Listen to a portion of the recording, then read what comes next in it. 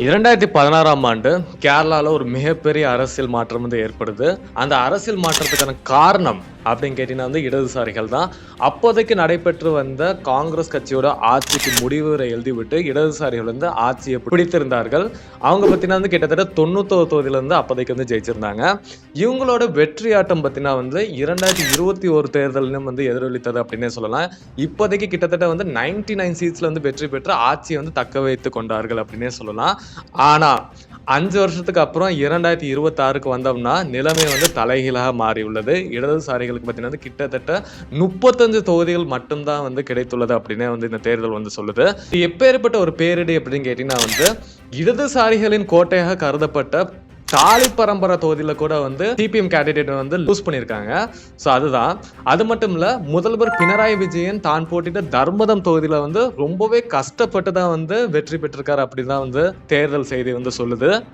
ஆனால் ஏன்?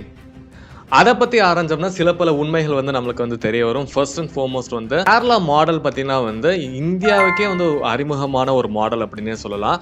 இந்த கேரளா மாடல் மீது வந்து ஒரு அழுக்கு விழுந்ததாக வந்து ரிப்போர்ட்ஸ் வந்து சொல்றாங்க. அது என்ன அழுக்கு அப்படின்னு கேட்டீங்கன்னா வந்து அன்னை ஒரு ப்ரோ ஒர்க்கர்ஸ் பார்ட்டி என்று முன்னிறுத்திக் கொள்ளும் சிபிஎம் கவர்மெண்ட் வந்து ஆஷா ஒர்க்கர்ஸோட கிரிவன்ஸை வந்து கண்டு கொள்ளவே இல்லை அப்படிங்கிறதா ஒரு அழுக்கா இருக்கின்றது. இரண்டாவது முக்கியமான காரணம், கோட்டயம் மருத்துவக் கல்லூரியோட ரூஃப் கொலாப்ஸ் ஆயிட்டு ஒரு பேஷண்ட்ஸ் இறந்து போயிருந்தாரு.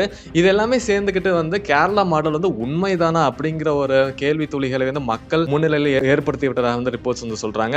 இதை உணர்த்தும் விதமா பார்த்தீங்கன்னா வந்து கேரளா ஹெல்த் மினிஸ்டர் வீணா ஜார்ஜ் தான் போட்டிட்டு அர்ணமுல தொகுதியில வந்து தோல்வியை தழுவிருக்கிறார் அப்படிங்கிறதா வந்து நியூஸா இருக்கு. இரண்டாவது முக்கியமான காரணமாக கருதப்படுவது சபரிமலை இஷ்யூ வந்து சிபிஎம் கவர்மெண்ட் ஹேண்டில் பண்ண விதம் தான். இடதுசாரிகள் நான் ஏற்கனவே சொன்ன மாதிரி ஒரு செக்யுலர் ப்ரோ ஒர்க்கர்ஸ் பார்ட்டி.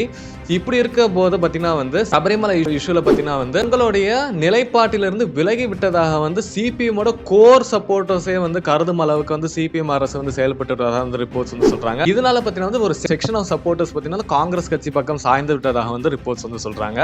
மூன்றாவது முக்கியமான காரணியாக கருதப்படுவது கேரளாவோட ஓட்டிங் பேட்டர்ன் தான்.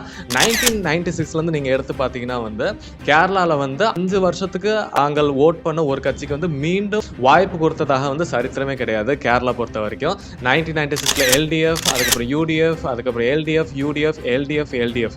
இந்த பேட்டர்ன் பார்த்தீங்கன்னா வந்து 2021ல இடதுசாரிகள் நாள் மட்டும்தான் வந்து பிரேக் பண்ணப்பட்டிருக்கு. இப்போ 2026ல வந்து இந்த பேட்டர்ன் வந்து திரும்பி விட்டதாக வந்து ரிப்போர்ட்ஸ் வந்து சொல்றாங்க. இதை பத்தி நீங்க என்ன நினைக்கிறீங்க? கீழே கமெண்ட் செக்ஷன்ல கமெண்ட் பண்ணுங்க. அப்படியே பிடிச்சிருந்தா லைக் ஃபாலோ பண்ணிக்கங்க. நான் உங்கள் சித்தார்த் அபிமானியும் மீண்டும் ஒரு வீடியோவில் சந்திக்கிறேன். அதுவரை நன்றி, வணக்கம்.